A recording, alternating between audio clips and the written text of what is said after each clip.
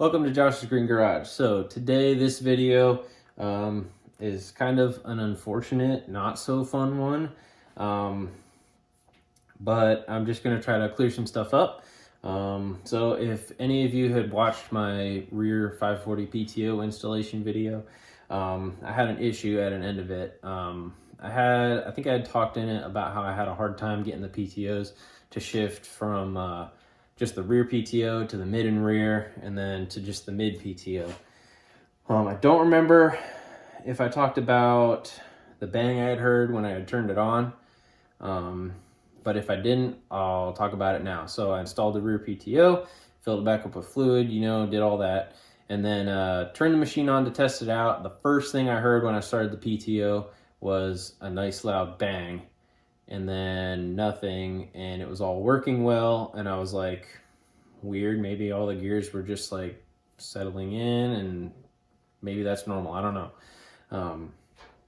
So that happened, didn't think too much more about it, tested all the PTOs, they worked. When I was able to get it into just mid PTO, it worked. So I was like, all right, cool. Well, maybe just since it's a simple gear setup, maybe it doesn't shift the easiest in the world. It didn't shift easy when I was assembling it, just testing it out and everything. So there again, didn't think a whole lot of it. Used the machine for a few hours, plowing snow, things like that. No PTO usage. Everything seemed fine. So I ran it, all those times, and then I had filled a little extra fluid because I know that anytime you're changing fluid, stuff like that, there's air pockets, air gets in lines, it needs to purge out. So I figured I'll fill it a little high, that way if it, needs to replace some, it can, and then I'll drain a little off if it remains high. So after all those hours, I figured, okay, this is settled now.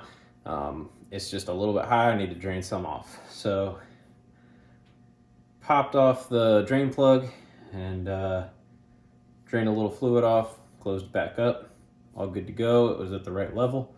Then I looked in the pan and I found this little guy.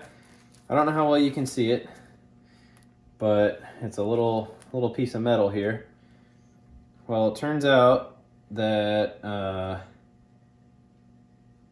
had a problem.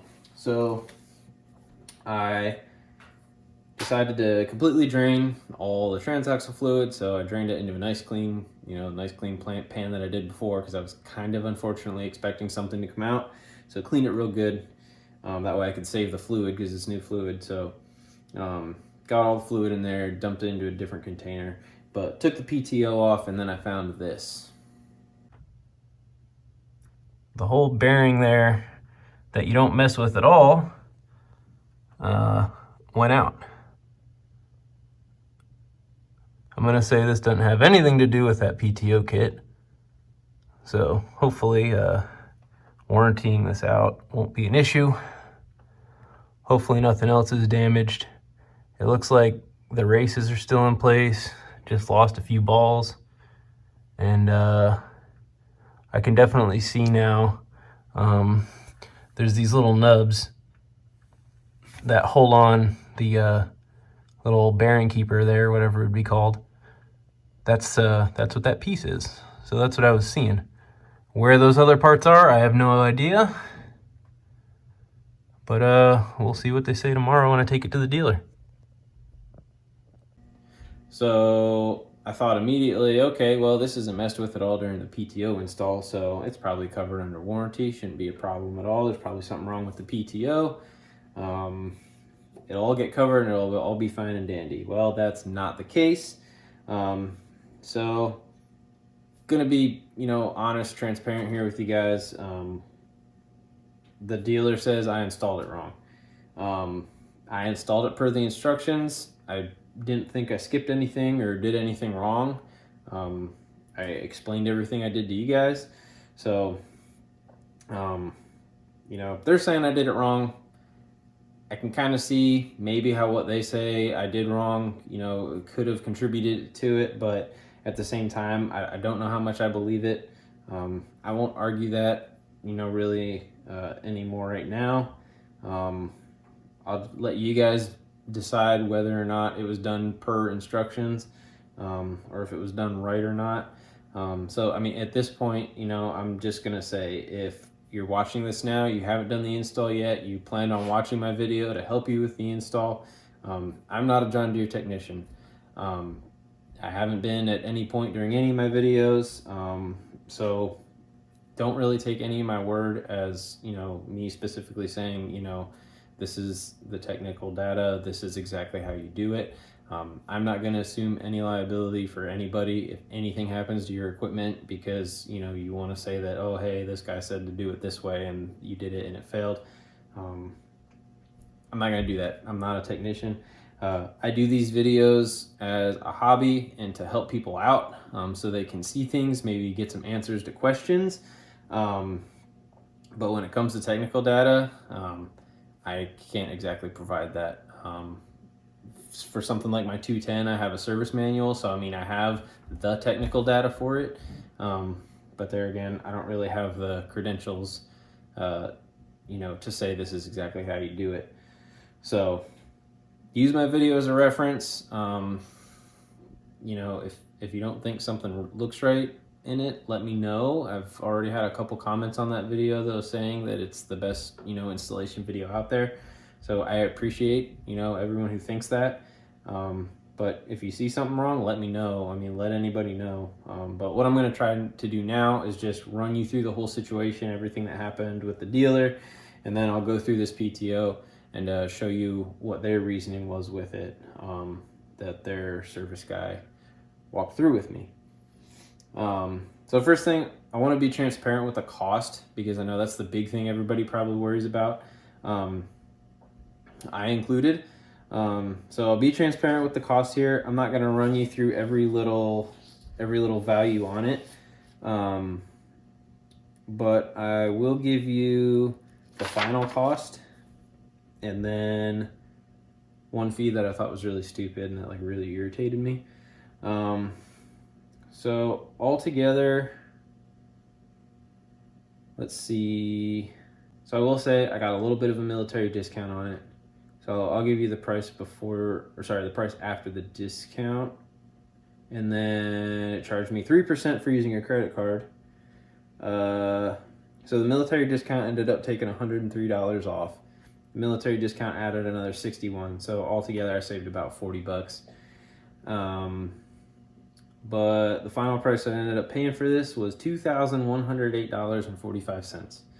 So these PTOs aren't cheap. When I purchased this, the PTO was quoted at $1,199 and maybe some change. Can't remember exactly. This one ended up costing a hair less. This one was $1,186.80. I also don't know if it was a full kit or not though. That's just the part they got. I would assume it was probably a full kit. So a lot of money for, you know, somebody to fork out, you know, if they're doing this by themselves thinking it's easy. So that's why I say, honestly, at this point, like, unless your machine's not under warranty of any kind, it's probably not worth doing this by yourself. If you're getting the machine new, honestly, I would just pay to have the dealer install it. That way, if it does break or something, it's warranted, and you know, you don't have to worry about that because that's a pretty big price to swallow. It's not like something like the 3-point kit, which is a pretty involved install, but it's not gonna like destroy anything. Sure, you might end up with some leaky hoses or lines or whatever, but you're not gonna like damage anything that's gonna take like a real amount of labor time, you know, to fix. So I would just pay the, I don't know, $500 or whatever it would probably cost to get this installed, and then it could save you from having to buy another one and then pay all the labor. So that's the cost. I had a really crappy situation with the dealer, and I won't name the dealer, but I make it kind of well known on my channel that I'm in Alaska, and let's just say there's only one dealer chain in Alaska. So I'll let y'all figure that one out. But not the best service ever. I went to drop my machine off. So I mentioned I took all the fluid out of it. So the machine had, you know, only just a little bit of residual hydro fluid in it, a little bit left over in this PTO gear case, and then just a little bit in the transaxle in the very bottom of the differential or whatever. It was completely drained. So my mom was visiting at the time. I actually had her, she wanted to go with me to drop it off or whatever, and I didn't mind. And she also wanted to help me load up the tractor into my trailer. So I just had her sit on it to steer, and then I towed it into my trailer with my 210 and, went off to the dealership. Well, the first thing that was kind of irritating is I was just told, oh, just go drop it off back there in the back of their yard. No offer to help unload it. Nobody came out to unload it. I was pretty much guessing like where to put it. So not too great there. I was told that if I brought it in tomorrow, because I called in an evening, I was told if I brought it in tomorrow that it would get looked at tomorrow. That didn't happen. It took another like day or two. I forget exactly. They finally ended up looking at it. They then called that was on a Friday. They called the following Monday, asking if I would, pay the shipping to get the parts ordered so that they would get here quicker. Than if I waited for like a stock order or whatever, which would have been like 6 weeks. So I was like, yeah, sure, I'll pay the money to, get the parts sooner because I need my machine, I plow with it and stuff, and it snows a lot here. So let's see. I think I ended up calling that Friday. I think I had another question. I forget what led to it. Or no, I was emailing the service manager. And they were saying that they were only waiting one part on Friday and it was supposed to get there that day. So now we're like a full week. Well, it was like a week and a half at this point. They said they got that part in. They'd be able to, get it on the schedule Monday to look at it and get it all put together. And to determine, because I still didn't know at this point whether or not it was going to be warranted or not. Monday comes along. I didn't bother calling. I was like, maybe, they got it in and working on it. I waited all the way until Wednesday or Thursday of that week, called them, and then got told, oh, the one guy that's going to work on this had an emergency field call or whatever. So that was kind of irritating because like my machine's already there. I paid shipping to have this, get there, all this different stuff. It's like what makes one guy's, equipment more important than another guy's? It seemed kind of odd. Like it's a piece of equipment. Like mine gets used year round. My neighbors, whoever around me, could use theirs all year round. Who's to say theirs, just because it's a small tractor, doesn't deserve to get the same attention that somebody else would? Maybe someone else has an excavator or something they're using, but what makes that an emergency? Of course, I don't know the whole story, so I won't dwell too far on that. It just seemed really crappy, especially after being told it would be worked early in the week, and then this was later in the week when that had happened. So, come the next week then, I ended up assuming, oh, maybe it'll get worked early this week. So I didn't bother calling on Monday or Tuesday. I figured I'll give it till Wednesday and see what happens. So on Wednesday, I got off work. I opened up their number on my phone and I was on my way from work. I was like, I'll give it, till a certain time on the clock and then I'll call. Well, it was like a couple minutes before that time they called me saying it was done. And then I found out that it wasn't warranted and all that. So kind of crappy there just because, I had been calling and asking and they weren't giving me any information. When I had called to see if it had been worked yet, when they told me about that other service call, they said they still had no clue about the warranty. It's like, come on, I'm not a huge company, I don't have hundreds of thousands of dollars, in revenue or whatever that, $2,000 on, equipment, upkeep or whatever. It's not like that's just, nothing for me. This is a big deal. So I would have liked to know a little sooner. I would hope most of you can agree. So that was that. And then I ended up, going the next day, picking the machine up, and I had him explain all this. And then I started looking at the invoice, and this is where I'll get to the charge that I thought was kind of goofy. So if you remember, I said that I had the machine completely empty and of hydro fluid, and I was going through all the different charges to see like what added up to this, you know, $2,000. I was expecting maybe 1,500 or so, because I didn't think it'd be a very complicated repair as far as time goes. Because I mean, I took the PTO off in no time. I don't know, apparently putting it back on, maybe doing that bearing took a while, I don't know. But anyway, I was looking through it and I saw this one charge on here. It was called environmental fee, $54. So I asked, I was like, what is that environmental fee? And they were like, oh, that's because we need to dispose of any oil. And I'm like, what oil? I brought the thing in here and it even says on your sales order or service order that it was towed in with no hydraulic fluid. They're like, oh, well, when we took the rear cover, you know, a little bit dribbled out into the pan, and there's still a little residual in the PTO unit. I'm like, are you kidding me? $54? $54 for a couple dribbles of hydraulic fluid? Are you serious? And he's like, yeah, that's just a standard percentage of however much fluid's in the machine. Okay, there's like 8-9 quarts, something like that, a high guard in that machine. Up here where I'm at, that maybe costs $90, maybe a little less. So you're charging me over half of what all the fluid, front and rear transaxle on that machine would be, in order to just dispose of it, when the little bit that came out you could have wiped up with like a singular rag. I even had a rag in the bottom of this box they could have used. So that was a little bit ridiculous. It's just the whole situation. And then I'll go into the explanation here of, you know, what they said I did wrong. So that explanation, the charges, like, it just all seemed a little goofy, and I was a bit irritated. So yeah, I'll end that rant there. So now I'll go into showing you guys the parts I got here. This is the old PTO and everything. So I'll go through this. I'll show you what they found, and yeah, as I said, I'll let you guys make the judgment of whether or not I did it right or not. As I said, I want to be transparent. I want to be honest. I don't want to tell people this is the way you do it. You know, don't do it any other way. My way is perfect, because that's not at all true. But yeah, hopefully I don't kill my credibility on here too much, but I would rather admit to doing something wrong and save people from making the same mistakes, rather than, you know, go into it just like I did, thinking it'd be no problem, and then, you know, having an issue. So please pay attention. Please learn from my mistakes.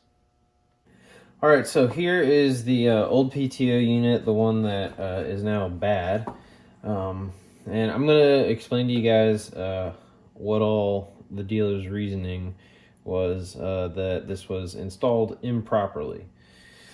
So first thing, I'll show you guys the bearing that was destroyed. So this is the destroyed bearing. You can see there's no cage left in there. That part was completely destroyed. You can see there's a lot of, I don't know how close I can get in there, but there's a lot of wear on the little balls. And then you can see that lip on the inner race there.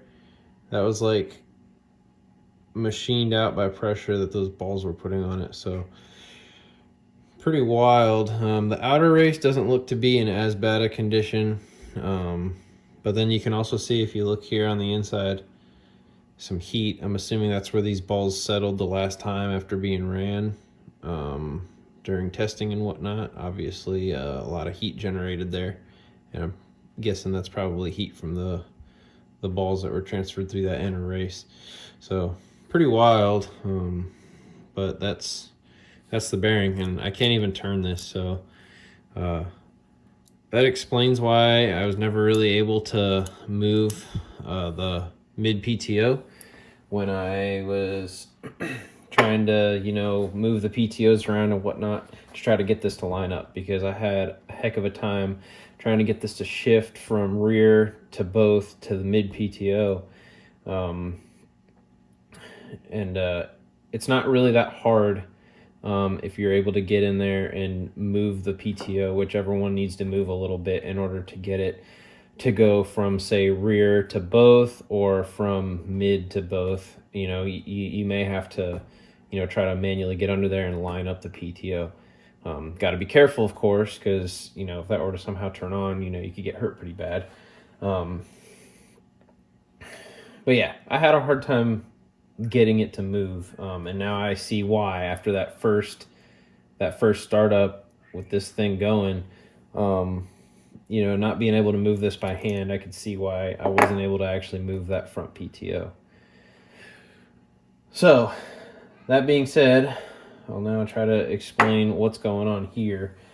All right, so as I was editing this, I realized I should probably explain this part a little better from what I had originally. So I'm going to do that now. So I'm first going to turn, I'm going to start from just rear PTO and go back.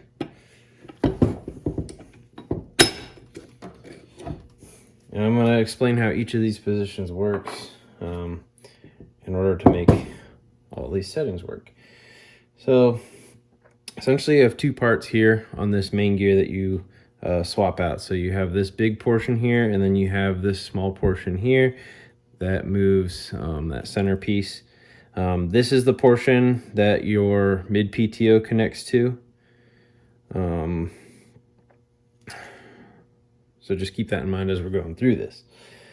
In here, you have this gear here with the teeth internal.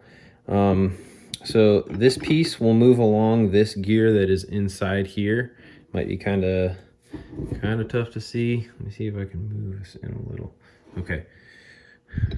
So this piece on the outer side is what engages a couple different gears. So it's either engaging that main gear or it's engaging this gear inside here, depending on how we manipulate the shift fork. So with it in this position, this is the rear PTO only. So this gear right here is engaging this inner one, and it is not going to engage this one, but it will engage this one by these teeth that are sticking out. So this portion is just going to set inside there where it's smooth behind these teeth. So if I set this in here like that, I can turn this and you can see that center portion won't move, but it will move the PTO. So that's giving you your rear selection only, or your rear PTO only, I should say. Now, if we move this to the center position, this is going to be the mid and rear PTO. So you can now see we have 2 sets of teeth, but there's also a third set back there that you may or may not be able to see. You probably won't be able to see it until we get to just the mid PTO. But essentially this inner gear back here, which is for the rear PTO, is still meshed currently. And then now these teeth are also going to grab this gear along with this gear. This gear always has to be engaged, or no PTO would be running at all. So now when we put this in, now I can't hold this separate from the main gear because that'll be our mid PTO being engaged. And then at the same time, we'll have the rear PTO will be moving. When you move this down, it's going to give you just the mid PTO. So it pops that all the way out and off of this gear in here that runs the rear PTO. So now you can spin this and nothing's happening with that rear PTO. So if we put our gear in again, you may see some movement of the rear PTO, and this is because there will be, if you're say just in rear PTO, there still will be a little bit of mid PTO movement because there's a little bit of friction there. But if you were to put something on it, on that PTO while just the rear was running, there'd be enough friction to overcome it and it wouldn't do anything. But this kind of shows that, how if I put just pressure on my hand, just slightly pushing on that gear, it's enough to engage that and move it. But if I pull off just a little bit, it won't. And that shows how just the front PTO would be run, because that gear that the shift fork's moving isn't engaging the rear gear. So hopefully that is a good explanation for you of how that shift fork and everything in there works and how it engages each PTO separately. Now, there doesn't really appear to be too much damage to this at all. The cage in there is completely fine. The bearings seem all right. I don't know. I feel like it should be a little bit smoother, but I couldn't remember what it felt like at first to know whether or not there's anything wrong in there. And then, I don't know if you'd be able to see it all, but on these teeth in here, you can see that one maybe has a little bit of a nick. There's some nicks in there. I don't know if that was from what happened because this is on the back side of that, so I think it would have been pretty well shielded. I think this was more so just from trying to get that, you know, shift fork to align everything. So I'll just show you real quick again how this shift fork moves, and I'm going to move it into the forward position. That way you can see some of the damage that was done. So in this unit, if you look in there at that shift fork, that's that cast looking piece in the back. You can see how it's got like a shiny part worn out there on both ends of it. And up there on the very top, you can even see a little bit of metal hanging off maybe. I'm gonna try to take this part a little later and, you know, I can show it better. But that essentially was this gear. Basically machining that out as it was spinning, and that's why there's a little bit of heat marking on there too. You can kind of see there's like a dark blue in there, or not dark blue, but like a bluish tint to the gray here. So that was just heat, and apparently since it wasn't put on properly, that happened. So what exactly are they saying did happen? Well, if I put this back into, see, that was the lower position. That would be rear PTO only. Man, this one is so hard to move.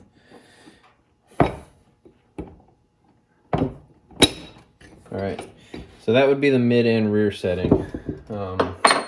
This is the position it needs to be in when you install. Now, the instructions tell you when you install this that it needs to be in this setting, or you could cause damage to this case. It was definitely in this setting. I measured it out and everything.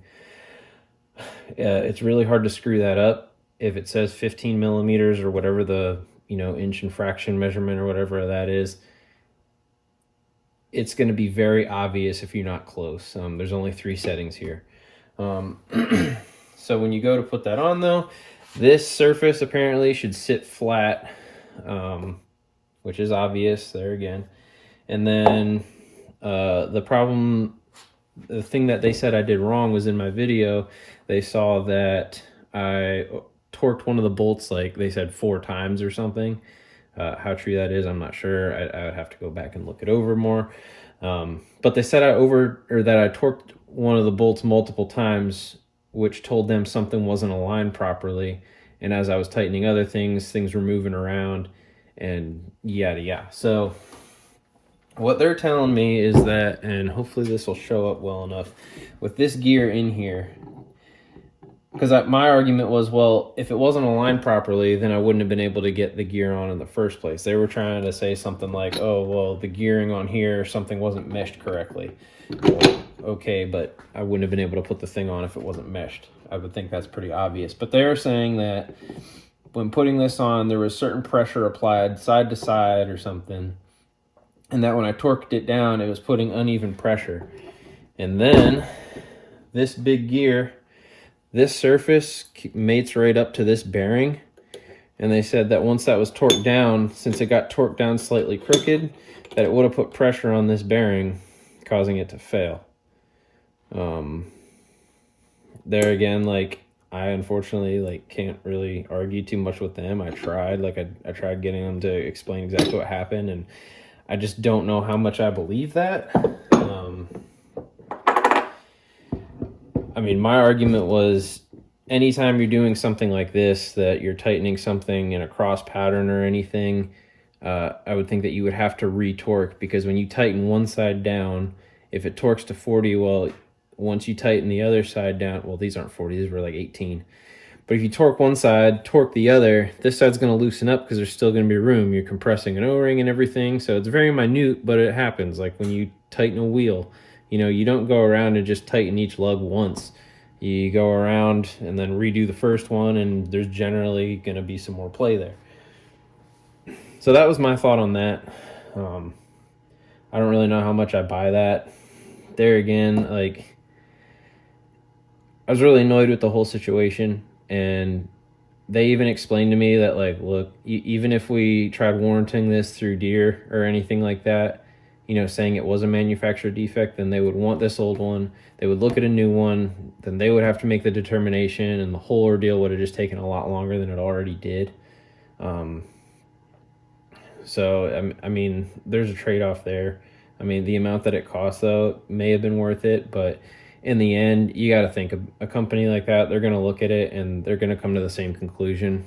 And, like, unfortunately, there's not going to really be anyone at Deere that you can argue over this, because Deere doesn't make this unit. So there again, you'd end up having to contact other companies, and it would just be a whole mess.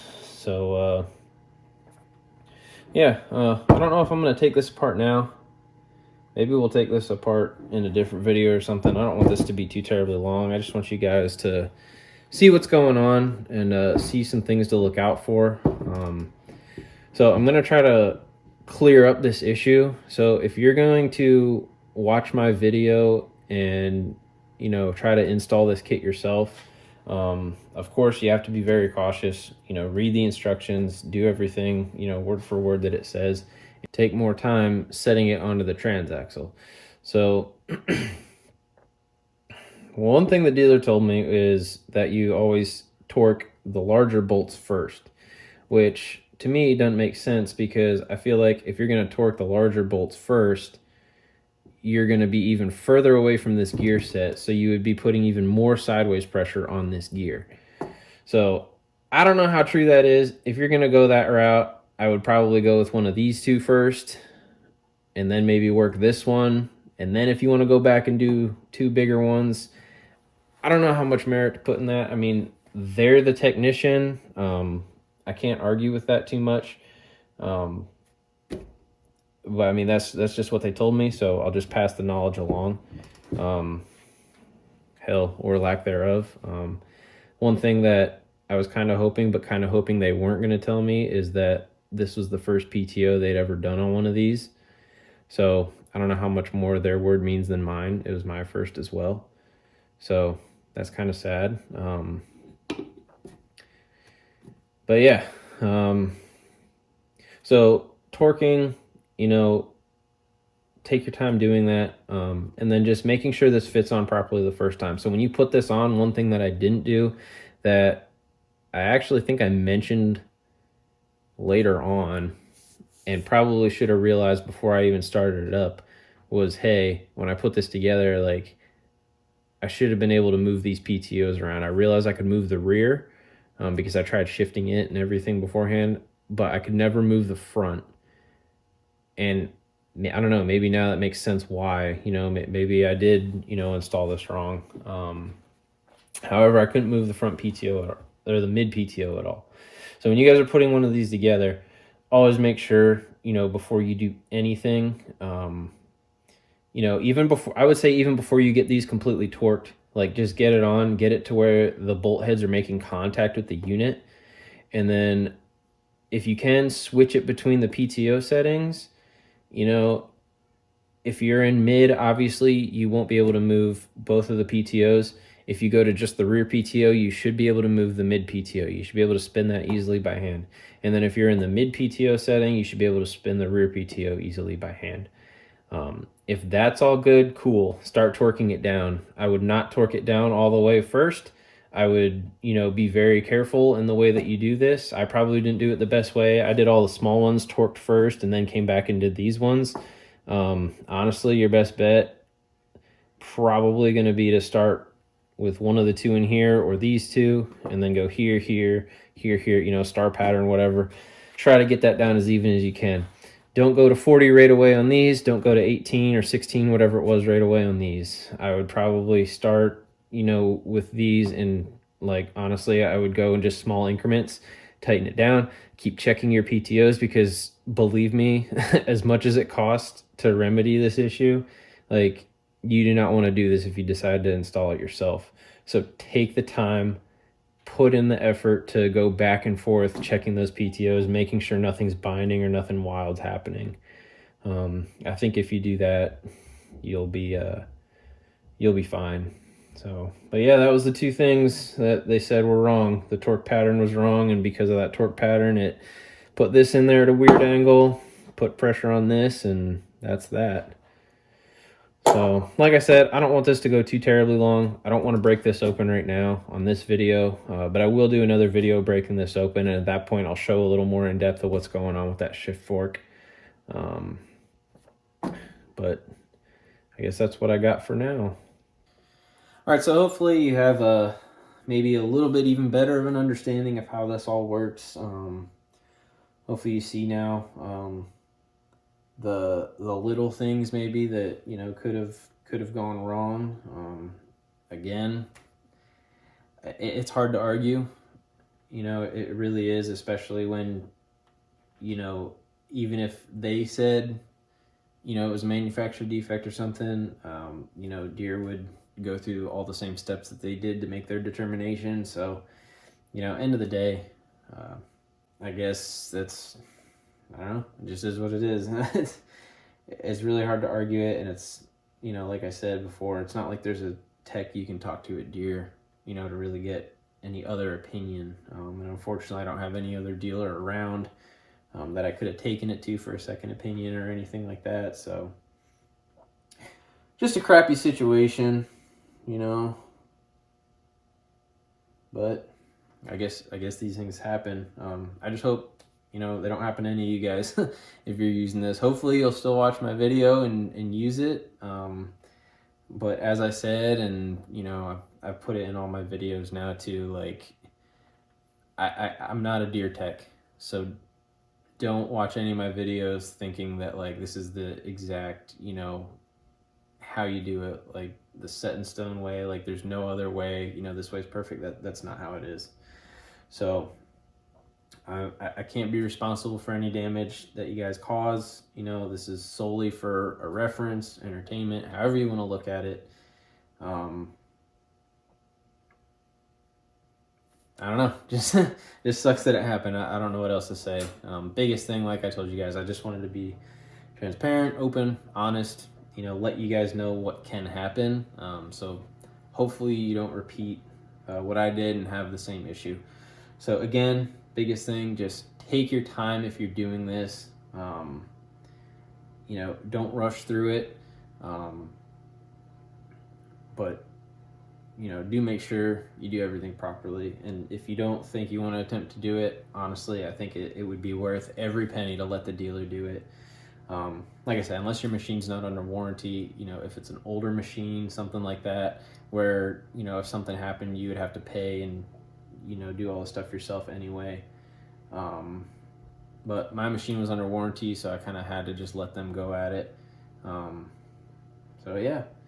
If you guys have any questions or anything like that, please feel free. Let me know. I'm always up for answering questions. I enjoy getting questions and answering them. So that's all I got for this one. I appreciate you guys watching. Have a good one.